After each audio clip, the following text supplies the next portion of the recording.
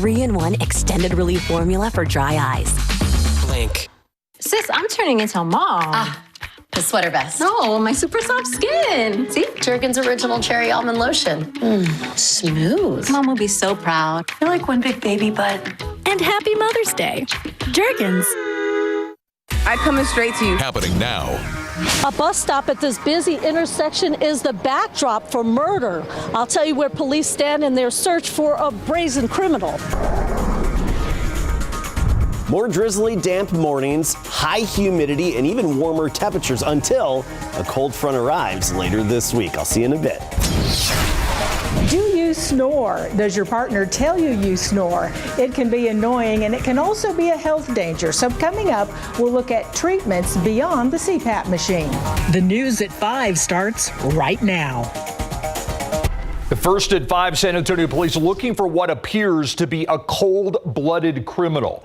The person who stabbed a man to death at a busy intersection. And that man was simply sitting at a bus stop at the time. Katrina Weber with many questions that need to be answered, including who are the two men they took into custody? There was no ignoring the commotion at the corner of Zarzamora and West Poplar. Police cars and crime scene tape had the usually heavy traffic areas shut down. I just came by to go eat some breakfast, and I saw it, and all of a sudden I noticed it had to be some homicide. Ramiro Correa lives a few blocks down, a neighborhood he has called home for years. But he says lately, nothing that happens there comes as a surprise. San Antonio police, though, had no idea what to expect when they got a call for a welfare check shortly after 9 this morning. They say they found a man at the bus stop who appeared to be in his 30s with a stab wound in his chest. Police believe the attack did happen right there at the bus stop where they found the man. But even though this is a busy intersection, they say at this point they don't have any witnesses. When it comes to money, drugs, and they don't care who's out there, if it's daytime, nighttime. What seems like a brazen crime left that man dead. Police searched for clues about who stabbed him and why. They ended up questioning 2 people in the area, but were not sure right away if they were connected to the killing. Everybody carries a gun. Everybody's shooting everybody. This was just a stab. It could be anything. Correa says because of crimes like this, he doesn't feel safe anymore in his longtime home. Katrina Weber, KSAT 12 News. New at 5, 2 teenagers and a loaded gun leading to charges in Seguin. A 14-year-old boy accused of shooting a 16-year-old girl in the head. That teen now in police custody. The shooting happened Saturday afternoon in the 1200 block of West Court Street, not too far from Texas Lutheran University. The victim airlifted to a hospital here in San Antonio and is still receiving treatment. Right now, investigators say they don't have a motive for the shooting. The 14-year-old is charged with aggravated assault with a deadly weapon. Seguin police are still investigating. Traveling to meet the needs of Texans battling floodwaters. Efforts to carry out that mission got underway this morning. Take a look. These are pictures of team members from the San Antonio Salvation Army before heading to Walker County outside of Houston. That part of Texas has been inundated for the last several days with rain triggering severe flooding. The high waters have forced road and school closures and is being blamed for the death of a 5-year-old boy. Officials say the car he was riding in got swept away in the fast waters. The San Antonio Salvation Army team expected to be deployed there for at least a week. They're going to be preparing and serving meals to first responders and to residents who are impacted by severe flooding. Disaster units from other parts of the state enacted meal service in Walker County last week. Officials there have asked for more help, though, and our Salvation Army team is responding. One of the hardest hit areas was River Plantation in Montgomery County. Take a look at all that flooding. Today, the community coming together to help families in need during their recovery. Kathy Hernandez with our sister station KPRC at the disaster center as the cleaning supplies are being distributed to the flood victims there. We've taken what we can salvage out, but for the most part, 50% of our stuff is gone. Clothes we're trying to salvage just so we can get back to work. Jessica Gutierrez has lived in River Plantation for 7 years. Her house is one of the 200 homes flooded in this community. We've lost everything on our bottom floor. So all cleaning supplies, anything that's going to help clean up, we've lost everything. The River Plantation Community Improvement Association is coming together to help its neighbors. We're handing out Clorox, mops, shovels. There's masks and gloves to keep people safe. Jamie Goodman, president of the association, says they want to help in any way they can and hope others will help too. We are taking people's addresses that need to have their houses mucked out. We are going to feed them today. We have supplies. We have people coming in wanting to register, so we're sending them out to help people muck out houses. Our community is a great community. They band together, like you said, and we always take care of each other. And that was Kathy Hernandez reporting. And take a look at the rainfall estimates over the past 5 days across the state of Texas. Good chunk of the state getting a lot of rain, as we saw there in some instances, too much of a good thing. And let's go just north of Houston there, especially closer to Huntsville, where the radar estimates are on the order of 12 to almost 19 inches of rainfall. Actual rain gauges measuring in excess of 12 inches and in some instances 14, 15 inches of rain over that short period of time. So you can see why there was so much devastating flooding. Around here, we have this swath right along Highway 90 and in and around San Antonio where we were virtually rain-free for that time period. South of town, good accumulations, especially this weekend down I-35. Parts of the hill country and Edwards Plateau, good accumulations over the last 5 days. But around here, it was really just hit or miss light activity. So a lot of it skipped around us. Temperatures now in the 80s and even some 90s. 93 Eagle Pass, 82 Leon Springs, 83 Boulevardy. Near Lavernia, we're at 87 degrees and very high humidity. We're feeling that stickiness out there. It will go away later this week. We'll talk about that cold front in a moment, but we still have the humidity tonight. So drizzle developing again, another damp start to the day tomorrow. A cold front pays us a visit. We'll time that out and talk about its impacts in just a bit. Sounds good. Thank you, Adam. Former President Donald Trump taking advantage of a day off from the courtroom over the weekend, hitting the stage with a handful of potential running mates. And after that Mar-a-Lago fundraiser, some of those on the short list also appeared in high-profile TV appearances. Our Washington correspondent Julia Benbrook joins us live from the White House now with an update on a Trump decision. It's an important one. Who does he want to be as vice president? Julia.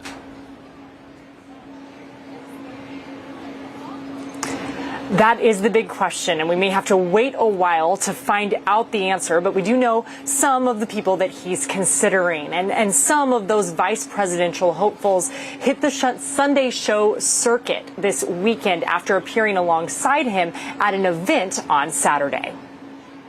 Several of former President Donald Trump's potential running mates appeared with him at a fundraiser at Mar-a-Lago over the weekend. There's a lot of names that are in the mix. I'm honored to have my names as one of them. House GOP Conference Chair Elise Stefanik, Florida Senator Marco Rubio, South Carolina Senator Tim Scott, Ohio Senator J.D. Vance, and North Dakota Governor Doug Burgum are among the names that have been floated.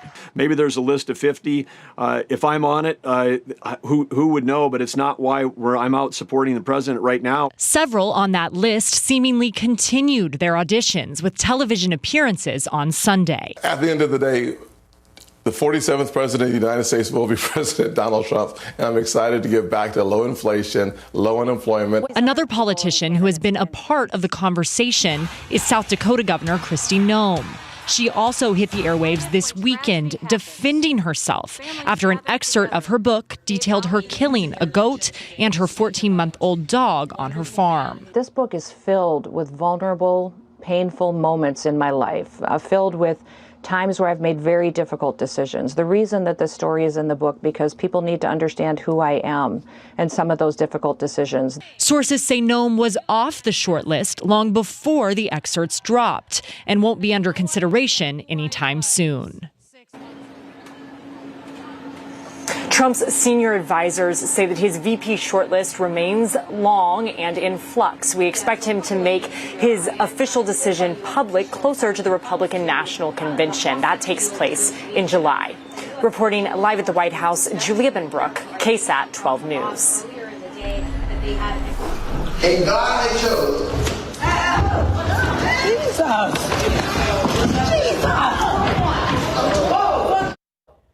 Wow, that is some frightening stuff there. A church pastor and his congregation very thankful, counting their blessings that no one here was hurt. A man jumped over the altar, as you saw, aiming a gun at the pastor. All this unfolding yesterday during an evening service in Pennsylvania that was being live streamed. Now, they say that the reason the gun did not fire at the pastor was because it jammed. The gunman arrested, but there may be some more charges. Today, police say they discovered the body of a man they believe to be a relative of that gunman. Now to the Middle East, where there's still some confusion there, despite Hamas militants announcing they agreed to a ceasefire organized by Egyptian and Qatari leaders. Israel says that wasn't the deal under discussion, though. The Israeli Defense Force carried out strikes in the Gaza Strip after that announcement earlier today. Prime Minister Benjamin Netanyahu even said the proposal was, quote, far from Israel's essential demands, end quote. Despite this, Netanyahu says negotiators will continue talks on a ceasefire agreement with all parties involved, and that includes U.S. leaders. We want to get these hostages out. We want to get a ceasefire in place for 6 weeks. We want to increase humanitarian assistance. President Biden and Netanyahu spoke on the phone this morning. That was before Hamas announced they accepted any sort of ceasefire. The White House says the president stressed he does not want to see any major military operation in Rafah that would endanger more refugees. Happening right now, we are answering any questions you might have about KSAT going next gen. It happened this afternoon. KSAT officially switched to next gen TV at 2 o'clock. It allows you to watch us the way you want. Now, if you watch KSAT using an antenna, you do need to rescan your TV.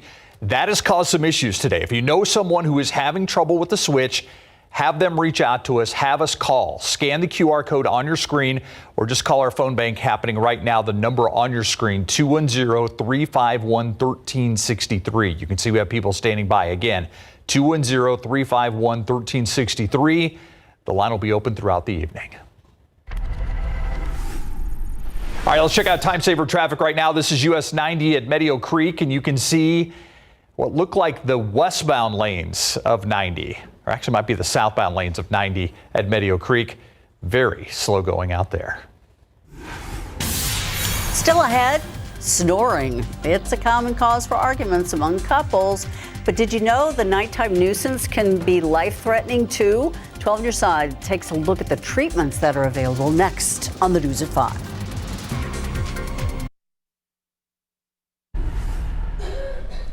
I'm Myra Arthur with a look at what we're working on for the news at 6 o'clock today. A mass fentanyl poisoning in Austin last week is hitting too close to home for some local mothers who lost their kids to the deadly drug. See how they're mobilizing first responders, elected leaders, and the recovery community to try to find solutions. That and more today on the news at 6. Thank you, Myra. Now to a common issue in the bedroom, snoring. What do you think I was going to say? I don't know. I'm just curious. Not only can snoring aggravate your partner, in severe cases, it can also, though, be life-threatening. At 12 on your side's Marilyn Moritz looks at various treatments so you and your partner can get some uninterrupted sleep. Snoring. It's more than annoying. It becomes harder to operate where, you have to be up at 6, 7 o'clock in the morning because the kids are up and you're unable to do that. That's a problem. So Manish Amin talked to his doctor about a sleep study. An overnight sleep test can detect whether you have obstructive sleep apnea, which is when your breathing pauses during sleep because something blocks your airway. If not treated, obstructive sleep apnea can cause daytime sleepiness. That's obvious, but it can also strain the heart and increase the risk of anxiety, diabetes, high blood pressure, and even stroke. So what can you do? This contraption is the primary treatment, a CPAP machine. That's continuous positive airway pressure. Users are fitted with a mask that connects to a pump that pushes air into the airway, holding it open during sleep. CPAP reduces the breathing interruptions, but patients do have complaints. It requires daily cleaning, which is another thing to add to your day-to-day routine. If the full face mask isn't for you, you may want to consider a nasal pillow or nasal mask. Another option is a custom-made dental device. These are designed to move the jaw and to shift the tongue to the front of the mouth to keep the airway open, and they can be used along with CPAP. Then there are devices like Inspire. It's implanted in the upper chest like a pacemaker. They stabilize the throat during sleep to keep the airway open. No hose or mask, so it can seem much more convenient. But it's not an easy fix and does require surgery. Sleep issues can be serious. The first step to restful sleep is to talk to your doctor. Marilyn Moritz, KSAT 12 News.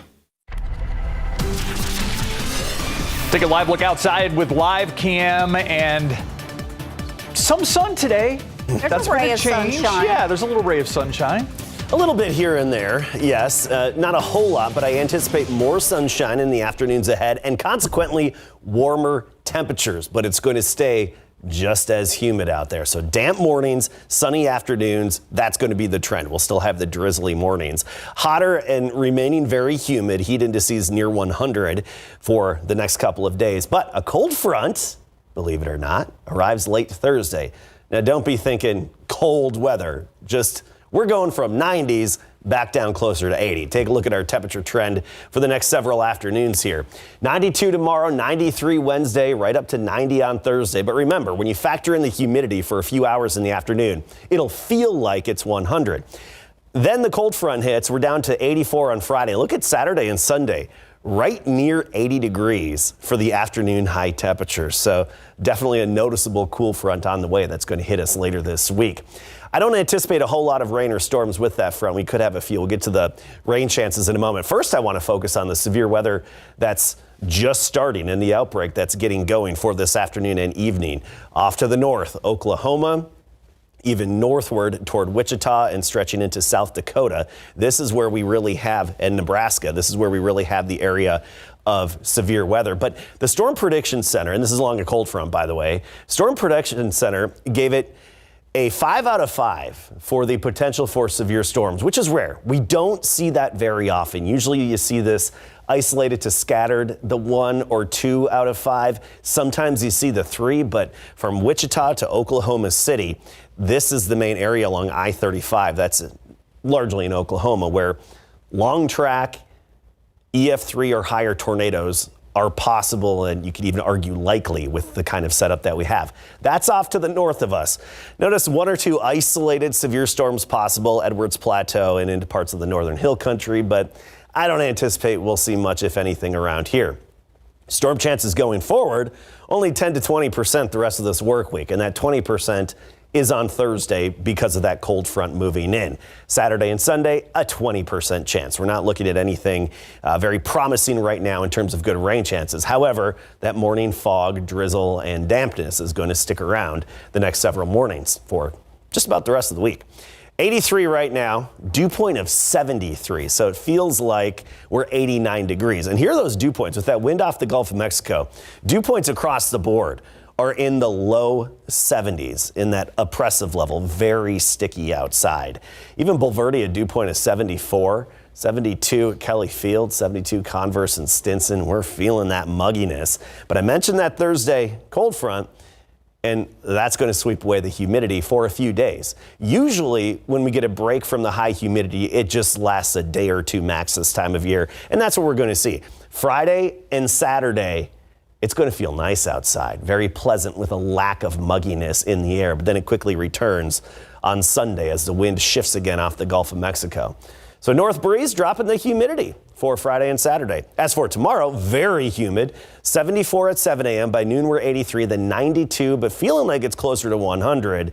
And the drizzly dampness for the morning will lead to some afternoon sunshine. 94 Sabinal and Nixon, Floresville as well. Converse 91 tomorrow, Comfort 91 degrees. And then you see that temperature fall off a bit. Friday, we're at 84. And we will have some cooler mornings back down in the lower 60s, low to mid 60s by this weekend and the end of the week. But even with this cool front, it's that time of year, we're not talking 40s and 50s in the morning, just a break from 90s. A little gift for Mother's Day. There you go.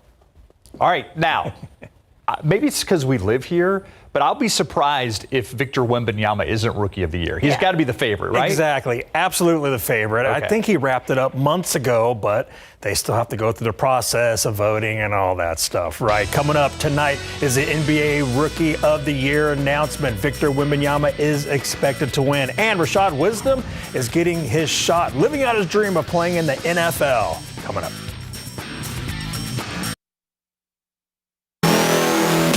Drafted #1 overall by the Spurs back in June, Victor Wembanyama is expected to be named the 2023-24 NBA Rookie of the Year tonight on TNT before the Pacers and Knicks play. He's one of 3 finalists, along with the Hornets' Brandon Miller and Thunder Rook Chet Holmgren. So all 3 guys had fantastic rookie campaigns, but Wemby is certainly in a class all by himself, and every time he hit the court, it felt like he set a new record or broke off a fantastic play that we've never really seen before. Now, Wemby is set to become the first Spurs Rookie of the Year since Tim Duncan in the 1997-98 NBA season. Check out some stats between the 3 Rookie of the Year candidates and Wemby, Miller, and Holmgren. And all across the board, Wemby's numbers are better. On top of that, Wemby's the first rookie in NBA history to end his season with 1,500 points, 250 assists, and 250 blocks. He's one of 4 players to have ever reached those numbers at any point in their careers, and the other 3 are Hall of Famers in Kareem Abdul-Jabbar, Hakeem Olajuwon, and David Robinson.